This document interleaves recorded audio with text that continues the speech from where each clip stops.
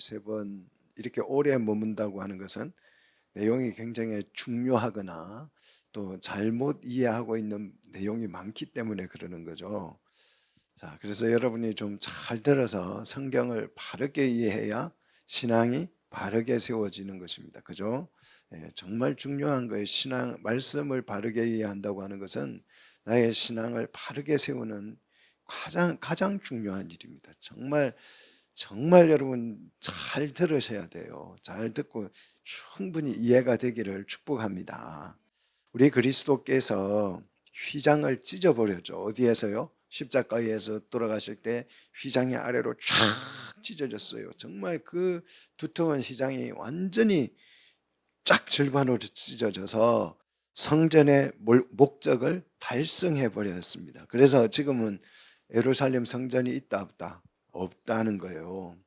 이제 향구름도 필요가 없어요. 그죠? 거울도 필요가 없고 너울도 필요가 없습니다. 구름 기둥도 필요가 없고 영광의 구름도 필요가 없어요. 직접 이 휘장이 찢어졌다는 것은 직접 내가 하나님을 대면하여 볼 수 있다라고 하는 엄청난 일입니다. 정말 이거는 정말 어마어마한 일이에요. 성전의 목적은 하나님이 우리와 함께 계시는데 볼 수가 없어요. 왜?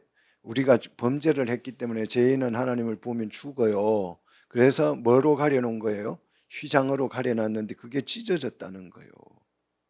찢어졌어요. 이제 하나님이 우리와 함께 계셔도 죽지 않게 됐어요. 그러면 어떻게 이런 일이, 어떻게 우리가 태양 가까이 가면 어떻게 될까요?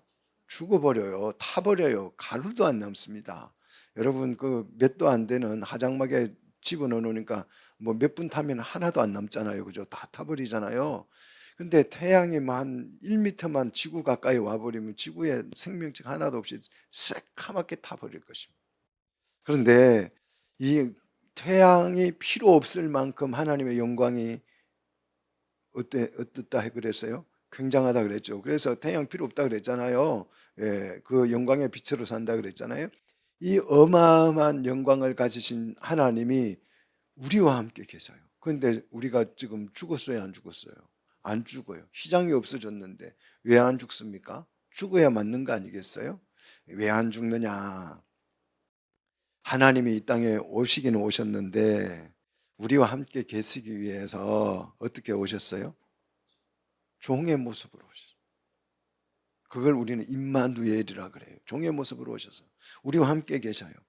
그러니까 이게 하나님이 오시기는 오셨는데 자기를 비워서 종의 형상으로 오셔서 우리와 함께 계시기 때문에 향구름도 필요 없고 너울도 필요 없고 거울도 필요 없고 직접 하나님을 대면하여서 볼 수 있는 축복을 우리가 지금 누리게 된 것이에요. 성전도 그래서 필요 없게 된 것이죠. 자, 이렇게 하나님 우리와 함께 계심으로 우리를 어떻게 만들어요? 거룩하게 만들 거예요. 그래서 레위기에 가장 강조하는 단어가 거룩이잖아요. 19장 2절에 보면 내가 거룩하니 너희도 거룩하라. 20장 7절, 20장 26절 내가 거룩하니 너희도 거룩해야 된다. 내가 거룩하니. 지금 함께 있으려고 하면 하나님이 거룩하니까 같이 거룩해져야죠. 같이 거룩해져야죠. 그죠? 같이 있을 수 있는 거잖아요. 그죠? 목욕하면 목욕한 사람과 같이 있어요. 여러분 부부간에도 그렇잖아요. 나는 깨끗이 씻고 이렇게 샤워하고 왔는데 남편이 씻지도 않고 샤워도 안 하고 침실에 들어오면 뭐라고 그래요? 나가서 씻고 오라 그러잖아요. 그 얘기예요. 내가 거룩하니까 너희도 거룩하라 이 말이에요. 자, 이 거룩을 완성하기 위해서 하나님께서 준비하신 특별 이벤트가 있어요. 그게 뭘까요? 우리를 거룩하게 하기 위해서 특별한 이벤트를 하셨는데 그 이벤트를 우리는 속죄일 이렇게 부릅니다. 속죄일. 오늘 지금 우리가 16장에서 이 속죄일을 배우고 있는 거예요. 속죄일은 성경의 개념 중에서 가장 중요한 개념이다. 가장 핵심적인 개념이고 기본이라는 거예요. 기본. 정말 이거는 구구단과 같은 것이고 사칙연산과 같은 거예요. 성경에서 복음의 사칙연산이에요. 더하기 빼기 나누기 곱하기 그거예요. 이걸 못한다 그러면 이거는 학교 다니나 마나요. 요거는 확실하게 알아야 됩니다. 이걸 헷갈려서 잘 모르겠다, 좀 헷갈렸다, 내가 잘 생각을 못했다, 이거는 변명의 여지가 없는 정말 기초 중에서도 기초, 기본 중에서도 기본입니다. 그런데요, 놀랍게도 이 속죄 일을 너무 많이 오해를 하고 있어요. 잘못 이해를 하고 있다, 이 기본적인 것을. 자, 첫째 오해가 뭐냐 그러면, 아마 여러분 이제 뭐 저한테서도 들었어요. 저도 습관이 돼가지고 계속 그 어렸을 때부터 듣고 배운 용어기 때문에 자꾸 저도 모르게 말을 오해해서 하게 되는데요. 첫 번째 이 속죄일에 대한 오해가 뭐냐? 이 속죄일을 여러분 아마 대속죄일 그렇게 들었죠? 그렇지 않아요? 안 들었어요? 들어본 적 없어요? 대속죄일이라고 들었잖아요. 그죠? 이 7월 15일은 대속죄일이다. 7월 1일은 나팔절이다. 이런 얘기를 정말 많이 들었어요. 저도 이제 그게 신학교 다닐 때도 그렇게 들었고, 교수들한테도 배울 때도 그렇게 들어서 저도 그냥 설교할 때도 저도 모르게 대속죄일 그렇게 하는데요. 우리가 정월 대보름이라 그러죠. 보름 중에서. 왜 정월 대보름이에요?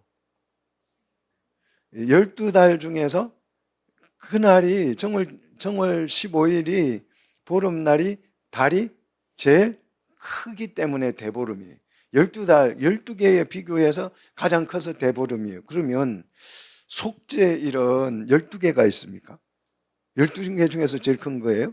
뭘 크다라고 이야기할 때는 비교를 하는 거예요. 비교급이잖아요. 그죠? 작은 게 있어야 큰 게잖아요. 큰 아버지가 있고 작은 아버지 있고. 혼자 있으면 큰 아버지, 작은 아버지가 필요 없어요. 그렇잖아요. 그냥 아버지지. 그렇잖아요. 큰 게 있고 작은 게 있어야 큰 아버지, 작은 아버지 하는 거죠. 그죠? 대속죄일이라는 말은 신앙 용어예요. 그러니까 신앙 용어도 헷갈려서 잘못 표기를 해놨다 이거예요. 이 정도면 얼마나, 아니 속죄일은 기초인데 이걸 헷갈려가지고 대속죄일로 표현했다는 그 자체가 해프닝이에요. 해프닝. 너무 성경에 무식하기 때문에 그런 거예요. 성경은 대속죄일이 아니고 속죄일입니다. 그냥 속죄일. 자, 대속 개념이 없어요. 왜 대속 개념이 없냐? 속죄일은 1년에 한 번밖에 없어. 한 번. 그러니까 그냥 속죄일이에요. 두 번 있으면 이제 큰 게 있고 작은 게 있고 뭐 그럴 수 있겠죠. 자, 왜 이런 이런 오해가 생겼을까요? 그냥 이유 없는 오해는 없죠. 그죠? 예, 오해가 생겼는데, 오해가 왜 생겼느냐면 속죄가 두 개가 있다고 오해를 한 거예요. 속죄가 두 개가 있다. 자, 속죄일을 어디에 비교를 했냐 그러면 5대 제사, 우리가 속죄일 배웠죠. 4장에서 속죄제를 배웠습니다. 그 속죄제와 비교를 해서 5대 제사의 속죄는 작은 속죄제고 7월 10일에 드리는 이 속죄일의 속죄제는 큰 속죄제다, 이렇게 생각을 해서 이거는 좀 5대 제사에 비해서 큰 제사니까 큰 속죄제다 해서 대속죄일이라는 그런 오해를 하게 된 것입니다. 그러나 성경은 그냥 대자가 없고 속죄일이라는 거예요. 속죄일은 한 번밖에 없기 때문에 그렇습니다. 비교 대상이 없습니다. 그리고 5대 제사와 5대 제사의 속죄제와 이 속죄일의 속죄제사는 같다 다르다? 같은 거다 다른 거다? 같은 거다. 이제 막 헷갈리는 거죠. 그죠? 헷갈려요. 그것도 속죄제고 이것도 속죄제인데. 그래서 이제 헷갈리는 거예요. 그래서 오해를 하는 것입니다. 같으면 비교가 되잖아요. 두 개가, 속죄제가 두 개가 있으니까 큰 놈, 작은 놈, 우리가 이렇게 비교할 수 있잖아요. 그죠? 표현할 수 있잖아요. 그렇게 이름 붙일 수 있잖아요. 그죠? 자, 그런데 이게 같다면 5대 제사의 속죄제나 그 속죄일의 속죄제가 동일하다면 이중 속죄잖아요. 아니, 용서받았잖아요. 5대 제사에 용서받았는데 또 7월 10일에 가가지고 속죄일이 왔다고 해서 또 용서받은 죄를 끄집어내가지고 지난번에 내가 5대 제사 때 죄를 짓기는 했지만 용서를 받기는 받았지만 어쩌면 여러분이 매일 그러고 있는지 몰라. 그래서 구원파가 생긴 거예요. 회개해놓고 또 다음날 와서 또 회개하고 또 회개할 거 없냐 그러면 또 하고 매일 그러고 있는 거예요. 반복해가지고. 그러니까 그건 뭐냐 구원파가. 아니 회개해서 용서했으면 끝난 거지. 한 번만 해, 한 번만. 그게 구원파잖아요. 회개 한 번만 해. 이게 구원파예요. 이게 모르면 이단이 되는 거예요. 우리가 잘 몰라서 너도 모르고 나도 모르니까 서로 모르니까 이단이 생기는 거예요. 그래서 큰 소리 치는 사람이 맞게 표현되는 거죠. 근데 사람들은 이게 이중 속죄가 성립이 되네 이런 생각도 안 하고 살아요.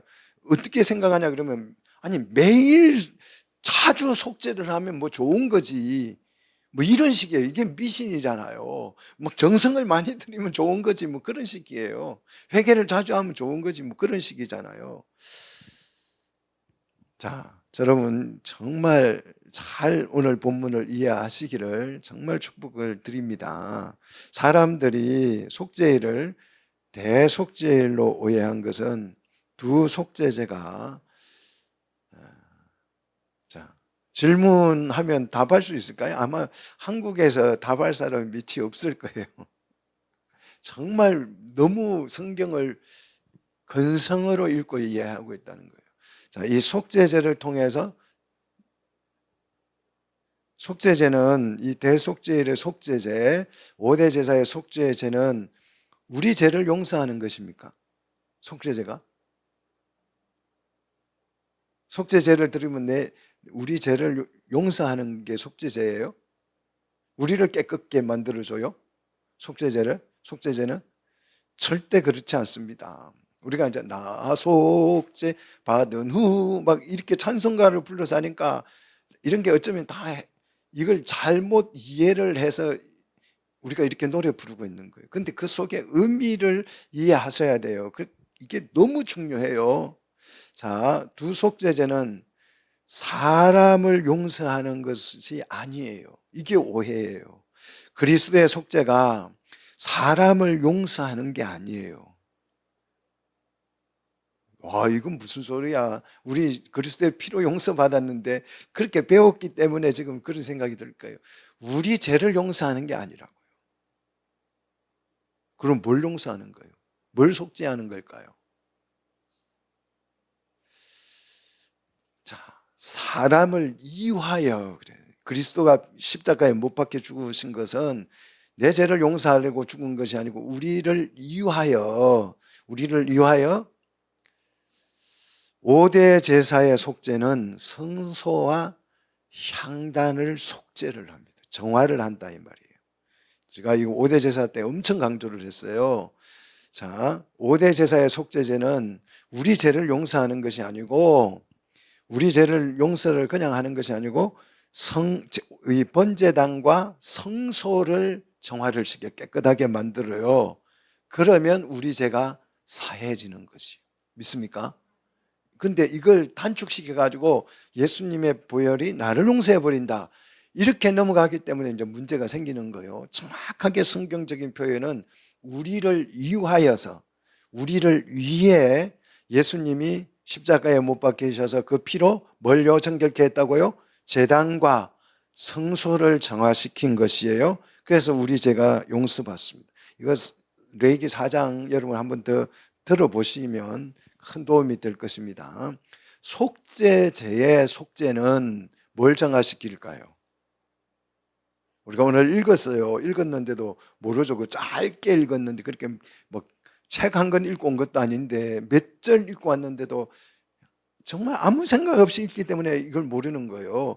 속죄일의 속죄는 지성소와 향단과 해막을 속죄합니다. 그렇게 기록이 되어 있죠. 누구를 위해서요?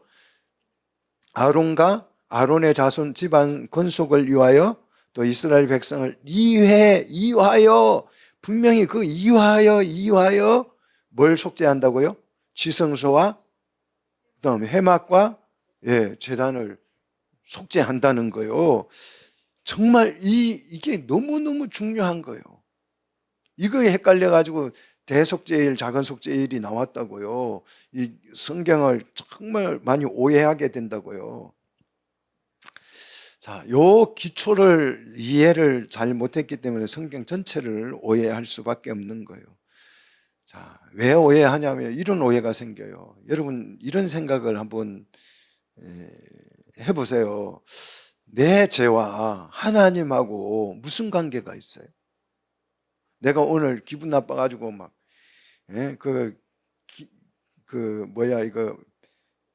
무 깍두기 담으려고 그거 가져오라 그러는데 그걸 제대로 못 들고 가지고 엎었어요. 그래가지고 막 부부싸움 대판했다고 칩시다. 권사님, 그죠? 그래가지고 생각해 보니까 내가 너무 한 것 같아. 그래서 이제 잘밤에 여보 미안해. 그래서 화해를 하면 되는 거잖아요. 아니 그거하고 하나님하고 무슨 상관이 있어요? 예? 뭐 내가 하나님을 욕을 했어요. 뭐 하나님을 비방을 했어요. 그냥 이웃집하고 싸울 수 있어요, 없어요? 싸울 수 있잖아요. 다툴 수 있어요. 또 내가 실수로 남의 것도 이렇게 훔칠 수도 있지. 그렇잖아요. 너무 궁해가지고 빵 한 개 훔쳐 먹을 수 있잖아요. 아니 그럼 내가 빵 한 개 훔쳐 먹고 나중 걸리면 갚아주면 되지. 하나님하고 그게 우리 죄가 무슨 상관이 있어요? 자, 이게 모르면, 오늘 이 속죄일의 의미를 모르면, 아니 하나님이 왜 뭐 우리 죄를 가지고 갚나라 배나라 뭐 그럴 이유가 있어요, 없어요? 없잖아요. 정말 중요한 것입니다. 자, 그래서 만들어진 이 속죄일을 오해해서 속죄를 오해해 가지고 생긴 영화가 자주 제가 여러분에게 소개하지만 밀양이라는 영화죠. 여러분 밀양이라는 영화 꼭 한번 보셔요. 보시면 정말 이 사람들이 너무 한국 그리스도인들이 속죄를 모르고 있구나 하는 걸 충분히 알 수가 있습니다. 자, 성경을 오해한 정말 어리석은 사람들 때문에 이 영화가 히트작이 된 겁니다. 자, 거기 영화를 보시면 내 애를 어떤 엄마의 그 애를 유괴범이 데리고 가가지고 죽여버려요.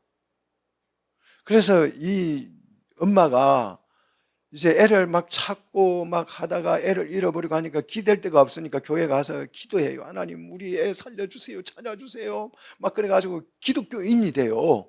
그 어려움을 통해서. 그래가지고 신앙이 너무너무 좋아졌어요. 아가는 죽었는데 너무너무 믿음이 좋아졌어요. 그래서 마음속에 어떤 마음이 생기냐면 내 아이를 죽인 그 원수를 내가 용서해야 되겠다. 이런 뜨거운 마음이 생긴 거예요. 믿음이 좋아져가지고. 그래가지고 이제 감옥으로 가요. 그 유괴범이 잡혀서 감옥에 있는데 가서 이제 그 면회를 해요. 그래서 면회를 해가지고 이제 당신 죄를 용서해 줄게 이러려고 간 거예요. 갔는데 그 살인범이 자기 애를 죽인 살인범의 얼굴이 해같이 빛나는 거예요. 평안이 넘치는 거예요. 그래서 물어보는 거예요. 어찌하여 그렇게 평안하냐? 그러니까 하나님, 자매님, 하나님이 내 죄를 다 씻어주시고 용서해 주셨습니다. 아멘, 할렐루야. 이런 거예요. 그러니까 이 어머니가 열받아가지고, 아니, 하나님이 뭔데 내 애 죽인 이 흉악한 이 범죄자를 용서해 주냐고. 내가 용서를 안 했는데. 그래가지고 교회를 우습게 만드는 거예요. 영화가 그 내용이에요. 그런 내용이에요.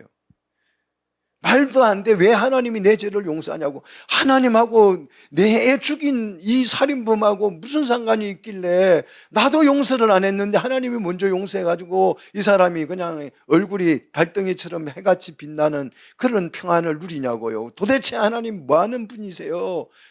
이렇게 영화가 질문을 던지는 거예요. 여러분 이거 어떻게 생각하세요? 아니 우리가 죄 짓는 거하고 저 하늘에 계신 하나님하고 무슨 상관이 있길래 도대체 하나님이 용서를 하니 많이 그러고 뭐 하나님께 용서를 빌으라 그러고. 자, 이거는 속죄를 오해했기 때문에 생긴 해프닝이에요. 근데 다 우리가 사실 교회에서 이루고 있어요. 이루고 있지 않으세요? 이루고 있는 거예요. 죄를 사는 권세는 누구에게 있다? 하나님에게 있어요. 왜 있는데요? 무슨 하나님이 뭔데 자꾸 죄를 사는 권세를 가지고 죄를 용서해 주니만이 그럴 수 있습니까? 자, 우리 죄를 사하여 주옵시고 내가 죄 사함을 받았느니라. 예수님이 그렇게 자기의 죄 사는 권세가 있음을 말씀을 했잖아요. 예수님이 죄를 사는 권세가 있는 것은 확실합니다. 그런데 이 말 속에 이 속죄일에 대한 이 엄청난 의미가 함축되어져 있는 말이에요. 그 말이 인간의 죄는 우리가 죄를 지으면 내가 죄를 지으면 무슨 일이 일어나느냐? 무슨 일이 일어날까요? 내가 죄를 지었어요. 그러면 그 죄가 어떤 일을 할까요? 이 죄가 성소를 더럽혀요. 눈에는 안 보이지만 성소를 더럽혀요. 성소를 더럽혀서 하나님이 성소에 임재해야 되는데 임재할 수 없게 만드는 거예요. 인류의 죄는 해막과 향단과 지성소를 더럽혀요. 그래서 하나님의 임재를 방해하는 것입니다. 이것은 그냥 예표예요.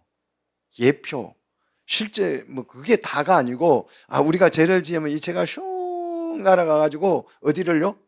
지성소에 팍 달라붙어가지고 지성소에 막 죄가 득실득실 붙어있어. 인류가 죄를 지으면 막 모든 죄들이 어디로 모인다?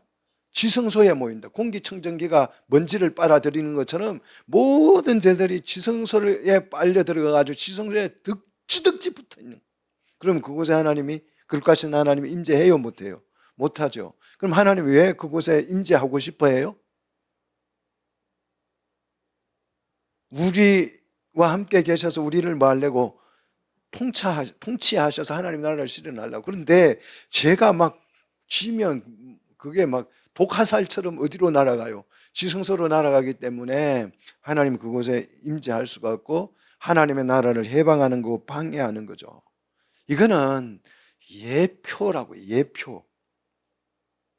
우리가 죄를 지으면 이 죄는 뭘 더럽혀요?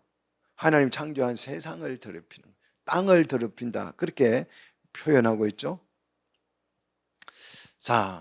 성전은 하나님이 임할 공간이고 임재할 공간인데 하나님의 집인데 그곳을 더럽히는 거예요. 성경은 이 세상을 오늘 오전 말씀을 드린 것처럼 세상을 하나님의 밭으로 얘기했잖아요. 그죠? 밭으로 봐요. 하나님의 밭으로. 하나님의 밭이라는 엄청 큰 밭을 일궈놓고 이제 하나님의 아들을 심었어요. 좋은 씨앗을 하나님의 아들을 심어놓고 하나님이 이렇게 말했어요. 야, 이 넓은 밭에 마음껏 생육하고 번성해 그랬어요. 그런데 누가요? 마귀가 몰래 걷다가 뭘 뿌렸다고요? 가라지를 갖다 뿌렸다. 이 가라지를 뿌린 걸 우리는 죄라고 그럽니다. 죄. 그래서 세상은 하나님의 자녀와 마귀의 자녀들이 섞여 살고 있습니다. 이게 오전 설교였죠. 그죠? 그런데 하나님이 창조하신 땅 전체를 우리 죄를 지으면 이 죄가 땅을 더럽혀요. 그래서 가인이 아벨을 죽였더니 땅이 어떻게 해요? 통곡한다. 우리가 품삯을 떼먹으면 땅이 막 소리 지른다 그래요. 품삯 떼먹은 놈, 품삯 떼먹은 놈. 이스라엘 백성들이 가나안 땅을 더럽히면 하나님께서 그들을 어떻게 한다고요? 그 땅에서 내쫓아 버린다. 땅을 더럽힌다는 거예요. 그러면 지구만 더럽히느냐? 우주 전체를 더럽히는 거죠. 죄를 지으면 그래서 심판이 우주까지 미쳐요. 그래서 계시록에 보면 하늘의 별의 3분의 1이 떨어지잖아요. 그죠? 예, 이게 우주까지 땅을 더럽혀서 땅이 저주를 받아서 가시와 큰 키를 내게 됐다고 그러죠. 그래서 우리 죄를 지으면 하나님의 성소를 더럽힌다는 거예요. 그래서 내가 죄를 지었어요. 그게 뭘 더럽혔다고요? 성소를 더럽혔어요. 부부싸움을 했어요. 그거는 교회를 해방한 거예요. 믿습니까? 그렇잖아요. 그거예요. 그 원리가 그런 거예요. 그래서 하나님을 공격했기 때문에 하나님이 죄를 사하고 말고 권한이 있다 없다? 권한이 있다는 거예요.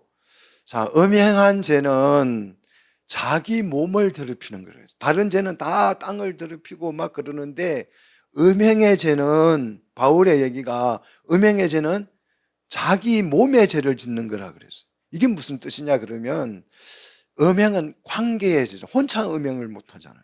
관계의 죄. 교회 안에 침투한 가장 나쁜 죄가 음행이에요. 그래서 사단이 가장 쓰기 좋아하는 죄가 음행입니다. 음행은 앞으로 이제 다음 주에 여러분이 설교 들어보면 이게 내용이 나올 거예요. 음행이 가장 교회를 허물어 버리는 죄예요. 이건 내부에 막 아주 깊숙이 안에까지 침투해 들어오는 죄입니다. 그래서 하나님의 임재를 방해한다는 거예요. 자, 하나님의 통치를 방해해서 하나님의 주권 영역을 침범하기 때문에 하나님한테 죄를 용서받아야 되는 거예요. 하나님을 공격한 거기 때문에. 자, 그래서 5대 제사의 속죄제는 우리 4장 25절 26절 보시면 제단의 피를 발라요. 아니, 우리를 속죄하는 것 같으면 우리에게 피를 발라야 되는데 어디 바른다고요? 제단의 피를 발라서 제단을 어떻게 해요?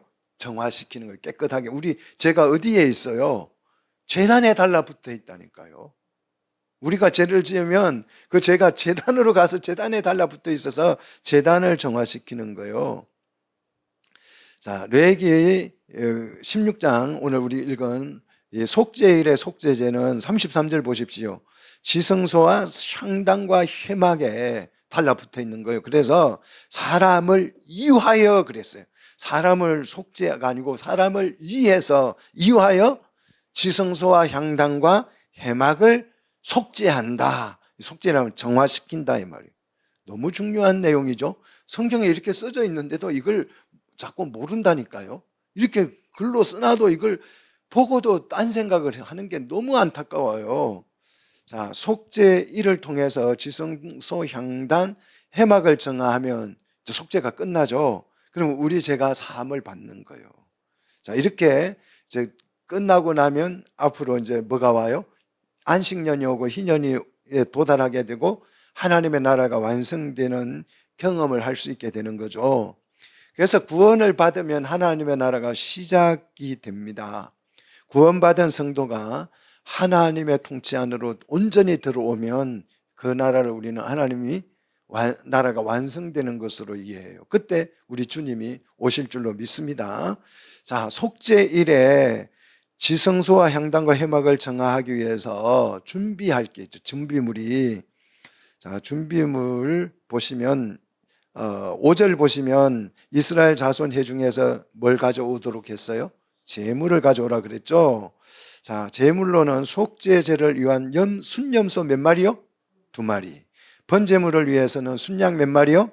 1마리를 가져다 놓고, 그죠? 준비물로 가져다 놓고 나서 대제사장이 지성소에 들어가기 위해서 절차를 밟죠.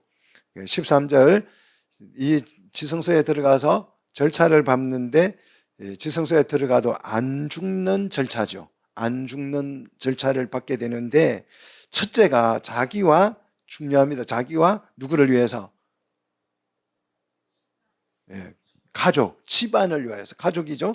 집안을 위한 속죄제를 드려야 해요. 11절 보시면 자기를 위한이에요. 자기를 위한 속죄제의 송아지를 드린다. 자기와 집안을 위해서 건속을 위한 속죄제를 드립니다. 여기서 지성소에 들어가기 위해서 가장 중요한 것이 뭐냐? 자신과 누구를 위해서요? 집안, 가족, 건속을 위해서. 참 재밌죠? 그럼 가족이 다 들어가는 거예요, 지성소에? 아니죠. 대제사장만 들어가는데 속죄제는 누구까지?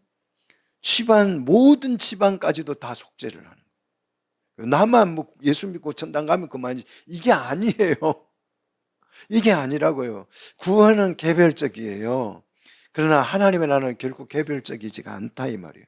속죄를 개별적으로만 이해하면, 오늘 이 속죄 1의 속죄를 개별적으로 이해하면 구원이 목적이 되는 거예요. 현재 많은 신학자들이 구원을 목적으로 제시해요. 우리 개혁주의도 구원을 목적이라고 이야기합니다. 그래서 구속사적 흐름, 구속사적 언약 이렇게 얘기해요. 구속사의 모든 것을 다 가두어 놨어요. 그렇기 때문에 성경이 안 보이는 거예요. 여기에 갇혀가지고 정말 심각하게 오해하고 있는 것입니다. 구원은 목적이 아니고 과정입니다. 이건 정확한, 구원은 목적이 아니고 과정이에요. 매우 중요한 첫 단추가 구원이고, 이거는 과정이라고 하는 중요한 절차예요. 속죄일의 속죄는 개별 속죄가 아니고 전 가족을 포함하고 있다는 사실을 여러분이 아셔야 돼요. 자, 가족적 차원에서 지성소를 속죄를 합니다. 우리 모든 가족을 위해서 대제사장과 대조사장의 집안을 이유하여서 뭘 정화시킨다고요? 지성소를 정화한다고요.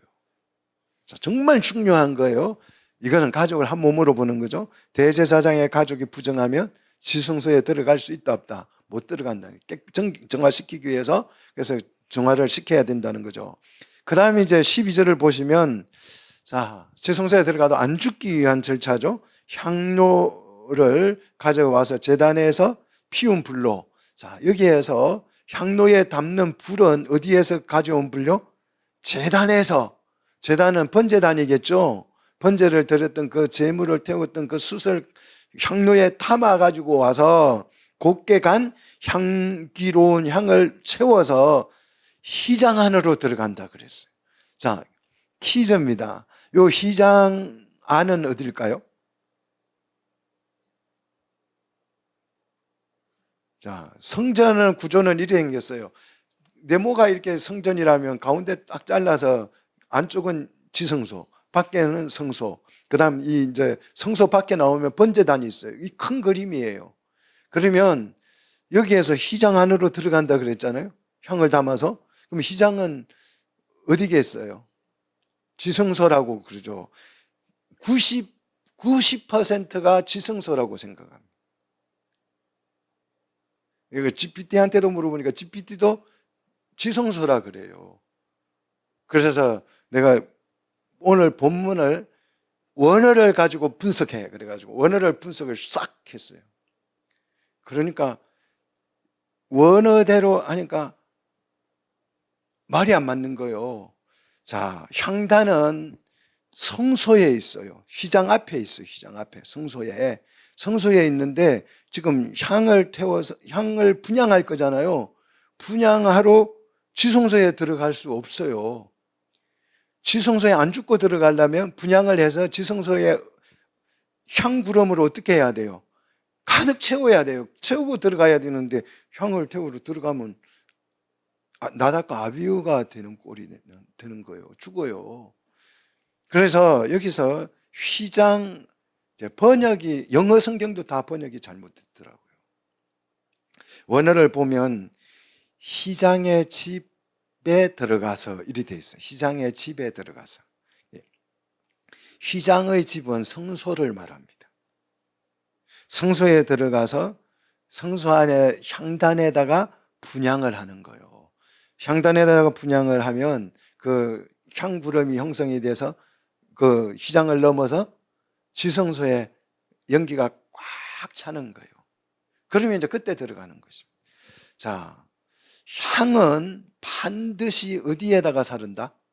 향단. 제단이 두 개 있어요. 번제단이 있고 향단이 있어요. 자, 향은 어디에다가? 향단에다가. 향단은 향을 불사르는 전용이에요. 다른 걸 사르면 안 된다 그랬어요. 번제단에는요, 번제물을 드리는 제단이에요. 제단이 두 개예요.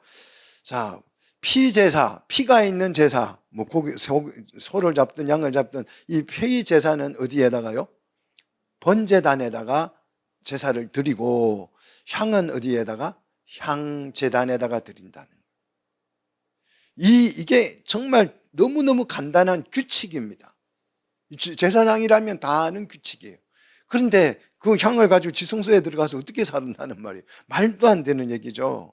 자, 그래서 13절 보면 분향을 하면 향구름이 정겁게 이 속죄소를 가리게 됩니다. 그러면 지성소에 들어가도 죽지 않는다. 지성소에 들어가기 위해서 이 분향이라고 하는 것이 중요하다는 것입니다. 이 분향을 하고 난 뒤에 14절 송아지의 이제 피를 가지고, 자, 송아지의 피를 가지고 들어가는 거예요. 어디로요? 지성소로 들어가서 속죄소 동쪽에 뿌리고 앞쪽에 7번 뿌린다는 거죠. 그리고 제사장과 자기 가족을 위한 속죄제를 지성소에 들어가서 속죄제를 드린 후에 이제 그 지성소에 들어가도 그 가족이 죽지 않는다는 거예요. 자, 이것이 굉장히 중요한 절차입니다. 두 번째, 이제 백성을 위한 속죄제가 15절로 19절에 소개되고 있죠.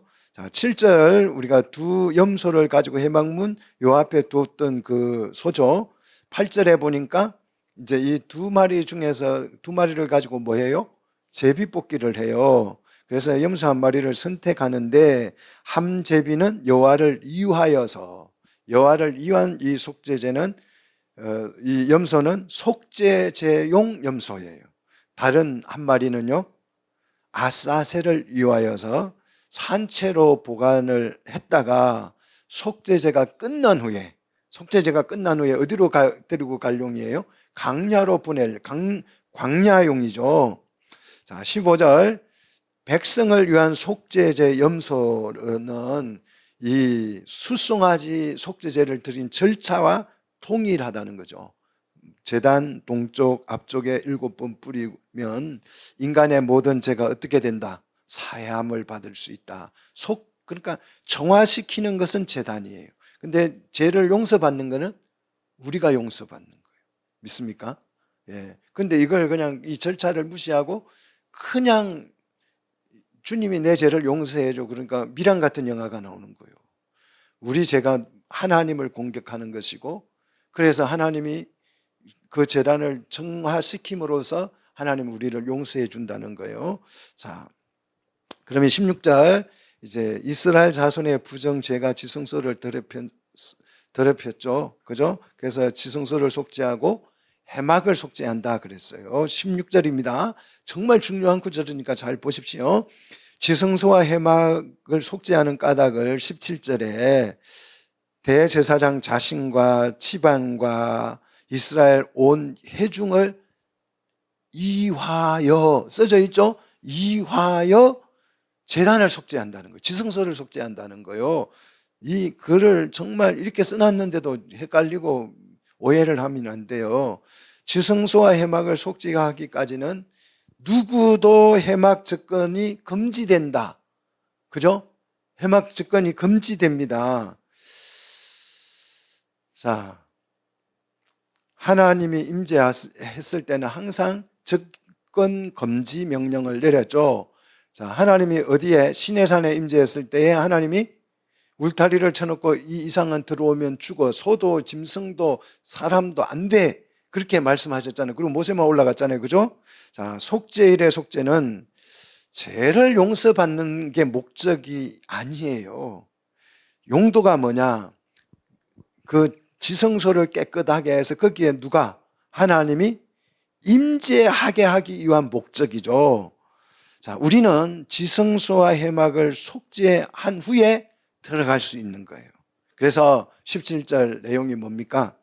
속죄하기 전에, 지성소를 속죄하기 전에 아무도 회막 근처에 들어오지 마. 청소하기 전에 방에 들어오지 마. 이 말하고 똑같은 거죠. 그죠? 호텔도 가면 다 그렇잖아요. 청소 다 해놓고 입실하세요. 그러잖아요. 그래서 11시에 들어오라 그러잖아요. 아무 때나 들어가는 게 아니잖아한 그죠? 청소한 뒤에 들어오라는 거죠. 자, 18절. 그래서 제단의 속죄, 염소 피를 제단 기퉁이 뿔에 바르라 그랬어요. 손가락으로 7번 뿌리죠. 여기서 제단은 번제단일까요? 향단일까요? 예, 여기서 제단은 향단을 말해요. 향단을 말합니다. 향단을 정화시키는 거죠. 자, 속죄라는 말은 죄를 덮는다, 가린다는 뜻이에요. 그래서 깨끗하게 한다는 것이죠. 자, 속죄, 일의 속죄는 자, 19절 종합입니다. 19절. 자, 뭐를 정화시킵니까? 지성소와 그다음 해막과 향단을 정화한다 그랬죠. 19절 나와 있죠? 예. 20절입니까? 20절에 자, 지성소와 해막과 향단을 정화시킨다는 거예요. 자, 왜 속죄일에 지성소와 해막과 향단을 속죄하느냐? 왜 이걸 속죄를 하느냐?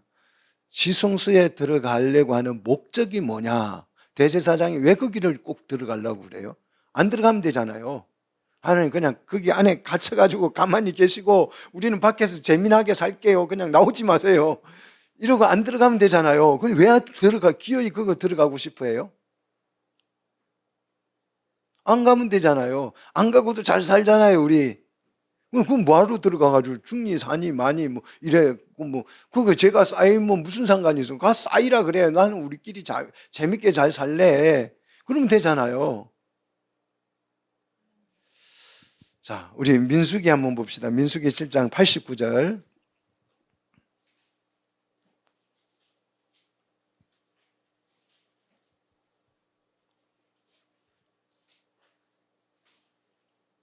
우리 한번 같이 읽어봅시다. 시작.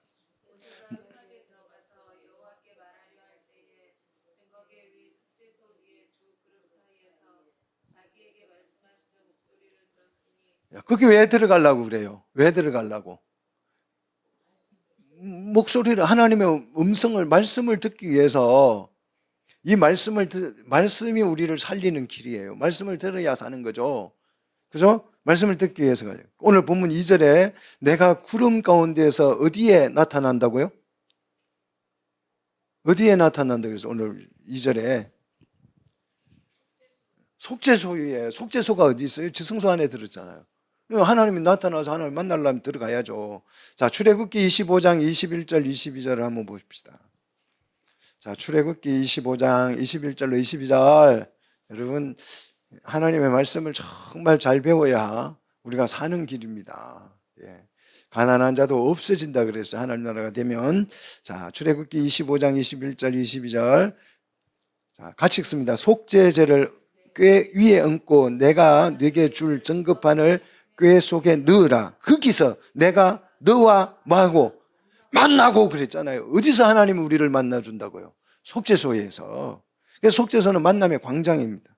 자, 만나기 위해서 지성소 향단 해막을 뭐 해야 돼요? 속죄해야 된다고요. 거기서 하나님 만나려면 그 깨끗이 청소해놔야 하나님 그게 나타날 거 아니에요. 그래서 거기서 하나님을 만날 거예요. 누구를 만난다고요? 거기서 내가 너와 만나고 그랬죠. 너와 우리를 만난다는 거예요. 자, 이스라엘 자손을 만나기 위해서 이스라엘 백성을 위하여서 속죄를 하는 것입니다. 백성을 위하여서 뭘 속죄한다고요? 지성소를 속죄한다고요. 이걸 헷갈리면 안 돼요. 왜? 제가 뭘 더럽혔어요? 지성소를 더럽혔다. 지성소를 더럽혔다는 말은 성전을 더럽힌 것이다. 그래 예수님이 성전을 청소해서 깨끗하게 청소했잖아요. 그죠? 또 이 지성소를 더럽히는 것은 하나님이 만든 창조 세상을 더럽히는 일이다. 땅을 더럽히는 일이다. 땅이 저주를 받아서 엉겅퀴를 내고 가시를 내고 지진을 일으키고 흉년을 주고 그래서 인간이 못 살게 되고 그래서 그 나라가 망한다는 거예요. 이게 반역죄라는 거예요. 우리 죄가 반란을 일으키는 거예요. 하나님 나라에 대해서 침범을 하는 것입니다. 그래서 우리 죄를 사함받으려면 지성소를 깨끗하게 해야, 땅을 깨끗하게 하는. 자, 땅을 깨끗하게 청소한 게 뭐예요? 노아 심판이잖아요. 홍수 심판. 그 땅을 정화시킨 거잖아요. 이 원리예요. 그러니까 성전 지성소 이거는 예표라니까요. 이 땅을 더럽힌다는 것을 보여주는 예표에 불과한 거죠. 자, 그래서 이제 시편 기자는 이렇게 찬양을 합니다. 여호와의 산에 오를 자가 누구뇨? 여호와의 산에 오를 자. 시편 24편이죠. 한번 보십시오. 시편 24편. 여호와의 산에 오를 사람은 누구였죠? 모세뿐이었죠. 모세가 누구를 데리고 왔어요? 여호수아를 데리고 올라갔던 적이 있죠. 그죠? 여호와의 산에 오를 사람은 누구예요? 우리는 모세로 알고 있어요. 그런데 이제 시편 기자는 여호와의 산에 신의 산에 누가 올라갈 수 있어요? 이렇게 묻습니다. 모세요? 이게 아니죠. 자, 모세는 하나의 예표라니까요. 대제사장이 지성소에 들어가는 하나의 예표에 불과한 것입니다. 우리가 들어갈 거예요. 그러면 누가 들어가느냐? 시편 24편에 보니까 3절 4절 보니까 누가 들어간다고요? 누가 들어가요? 크게 좀 얘기 좀 해주세요. 누가 들어가요? 손이 깨끗하고 또 마음이 청결하고 또 예, 허탄한 데 두지 않고 또 거짓 맹세하지 않는 사람이 어디에 들어간다? 여호와의 산에 올라간다. 여호와의 산이 어디예요? 성전이고 신의 산이고 그거는 하나의 예표고 하나님의 나라를 말하는 거예요. 하나님의 나라예요. 천국을 자꾸 여러분 딴 데 어디 죽어서 간다 뭐 그런 게 허무맹랑한 소리 하면 뒤통수를 그냥 하나 갈겨주세요. 이 말도 안 되는 소리를 하고 앉았냐고. 정말 그건 말 안 되는 얘기예요. 이 하나님의 밭이에요. 하나님의 밭에 지금 하나님 알곡들이 자라고 있으면 추수를 하면 되는 거예요. 그죠? 예. 그래서 곳간으로 들어가는 거지 뭐 천당으로 가고 이런 거 아니에요. 자, 오늘 이제 이 염소 2마리 중에서 1마리를 공부했습니다. 이제 남은 또 1마리가 있죠. 다음 시간에 그는 배우도록 하겠습니다.